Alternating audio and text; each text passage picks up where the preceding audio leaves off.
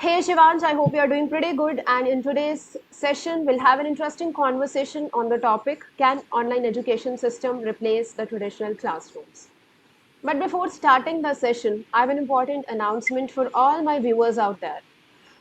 We have started a 30 minutes conversation, and by engaging in this conversation, you can remove your hesitation and enhance your speaking skills. For details, you can check the description box below. This is Shivansh, and today we'll have an interesting conversation on the topic, can online education system replace traditional classrooms? And I guess he must be having some interesting views to have his heart out on this topic. So in this class, I have an important exercise and I just need your views, whether you agree or disagree with my statements. So you just need to express your heart out. And my first statement to you is, can online education system replace the traditional classrooms?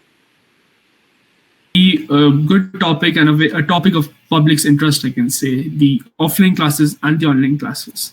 I do take my online classes daily, so I I guess I know the advantages and disadvantages of that much. So of course, I cannot say that online classes can completely replace offline classes. Of course not. It's just an alternative, found by the government or the schools, to promote learning, right? In during this pandemic as well. Right. So it cannot completely replace, but yes, both of the classes have their own significance.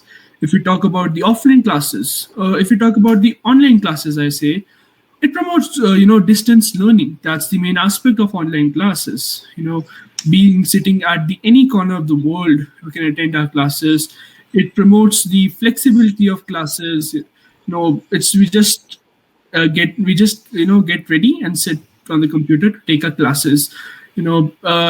Saves our time, of course. Going to the school, those the time period of the assembly and all it, of course, saves the time, I guess. And I guess that's the only advantages that I can figure out right now.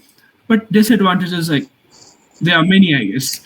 The health issues. The very first, talking about the health issues. Uh, eye syndrome. That's a disease which is very common amongst the students due to prolonged use of these gadgets, computers, laptops, tablets, and all. Obesity, as they are just sitting at one place and attending their classes for long hours. There's this disease, if I'm not wrong, this noise-induced deafness, right? So that's also a common in amongst the students these days. Prolonged use of earphones, the headphones can cause uh, ringing sound in the ears and sensation in ears, right? Burning sensation in ears as they are on the screen for many hours, right? Secondly, the lack of infrastructure still plays an important role because in the deeper part of the world, in the marginalized people, or I would say villages, uh, they do not have a proper accessibility to the Wi-Fi, to a proper internet connection. So still, people are struggling for a good Wi-Fi, a good internet connection. Just a thing that's strike my mind. The government is spending a lot of money in the COVID pandemic. I guess they should spend some in the education system as well.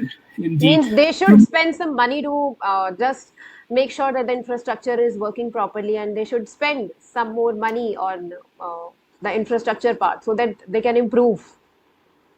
Yeah, of course, that's my main point. That yes, they should focus some on the education system as well than working on the other aspects. Education system also plays an important role in today's life, which is, I guess, being neglected these days. Right. The next disadvantages that's coming to my mind is, since the materials are for a large time in the online classes.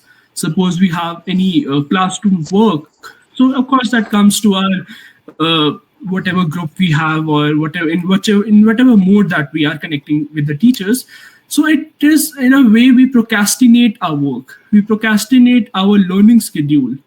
Of course, that taking a very small example, we have a work, we'll say we'll do it tomorrow. we'll do it, day after tomorrow. We have the work on the computer, so we can do it anytime.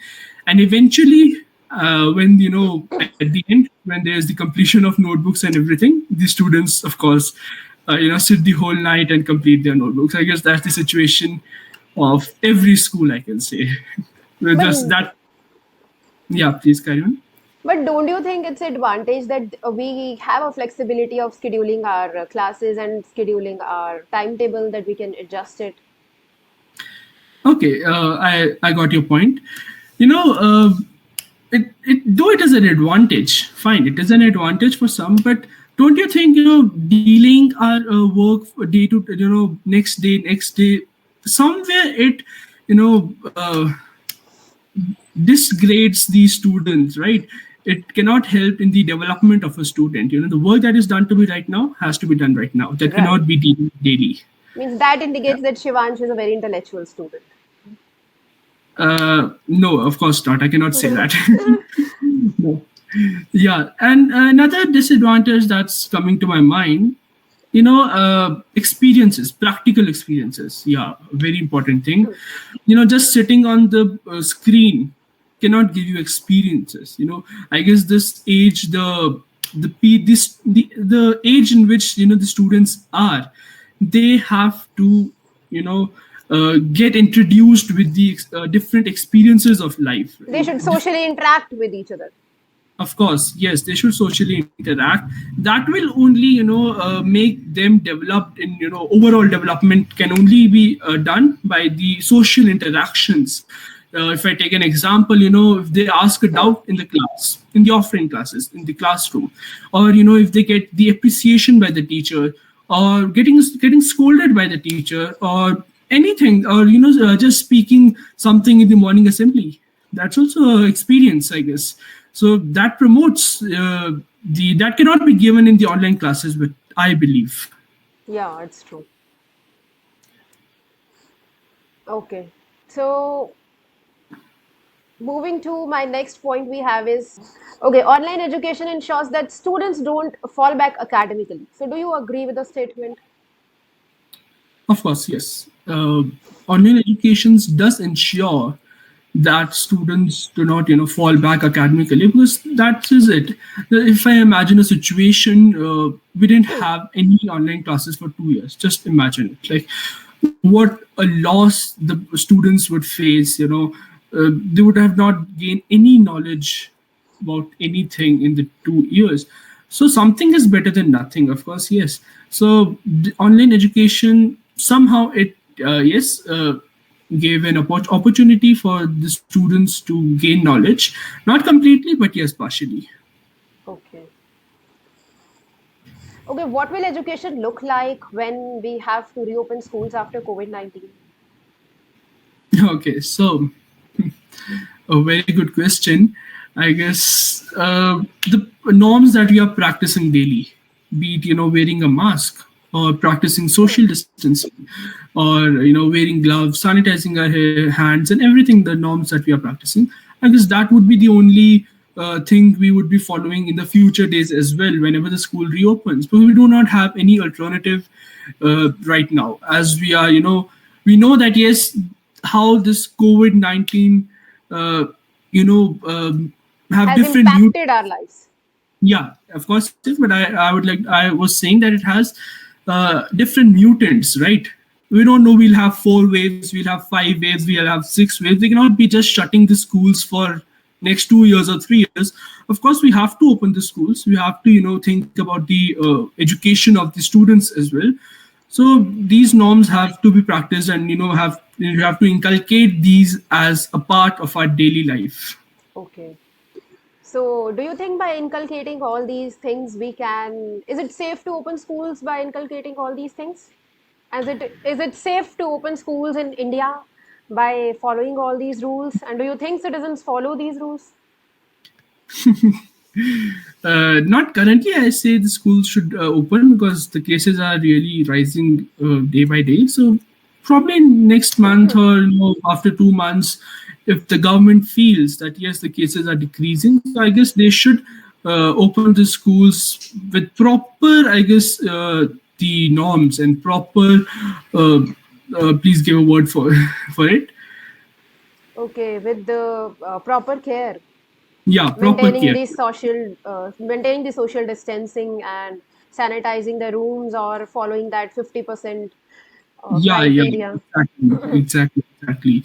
Even I guess the schools in other countries, the abroad, they have started their classes, the offline classes, and they are taking utmost care. If I just read an article where it was there was a reference of a school which is having tissue boxes in every classes, and they have the every bench has a sanitizer, and there are many things that the abroad countries are following, but practicing those things in our country, I guess that's a big question, because the government is not, I guess, that much serious about the education system in our country. They are much busy in other things, the politics and everything. I guess they should spend some money in the education system as well. Means they should improve the infrastructure in the education system as well. Of course, yes. Okay, so coming to my last point we have is with rising number of cases, do you think that it will be viable for us or it will be viable for the government to open the schools, and do you think the parents will agree to reopen the Hmm. schools again? As I just mentioned earlier, not now. After 2 months, yes, I guess the schools shall be opened, or the schools we would be in a state where we can uh, open the schools. And another point which was just coming to my mind about the vaccination thing, right? Unless and until the young generation group gets vaccinated, I don't think the schools will open. That's the government decision. We are really not aware about anything. But parents, talking about the parents, I guess, loving, they of course love their children, and losing a life, using the young lives from COVID would be very disheartening for every individual. I guess you cannot see a person of a young age dying due to COVID. So it Yeah. all depends upon the government, when they take the decision of opening the schools. But of course, it is not viable to open the schools currently, because we are not in a situation, 137, 137 billion, right? That's what the population of India is. And we are barely, I guess, 18 crores vaccination is done just right now. So we have a lot, more to be done in this country. So it all depends upon the government decision. Okay, so here is again an important question that I guess private schools can be reopened, but talking about the government schools where we have the poorer sections of the society or the marginalized sections of the society, I don't think they are in a situation to open or they can follow all this social distancing and sanitizing and everything. Yeah, you're absolutely right. But that's also one point which you mentioned. But the another point is that in many countries, I'm sorry, in many states of India, many government schools are the vaccination centers. Many Yeah, government schools are the COVID care centers. So I guess first every the COVID patient has to be you know treated. transferred into some Hmm. another building or some another place there, and get the whole government schools uh, sanitized first, so to ensure a proper safety of the students. Yes, correct. Yeah. Okay, thank you so much for letting your heart out and speak on this topic. So, how did you feel about today's session? Good, ma'am. It was really wonderful having a conversation with you. I guess, I'm a student who is quite introvert. Okay. I feel shy when I, participate in any, conversation or anything. It's my first online conversation with you. you know if I have participated in my school competitions, I am an introvert person and I hesitate to talk with anyone. So I guess this conversation really helped me to somehow remove my hesitation, of course. Okay, so I'm looking forward for such conversations and thank you so much for joining this platform. We'll Of meet course. you again. Yes, Thank you even so much. I had a wonderful session, so of course we'll have these sessions in the future as well. Okay, thank you so much, Shivansh. Have a great day. Thank you, ma'am. Thank you.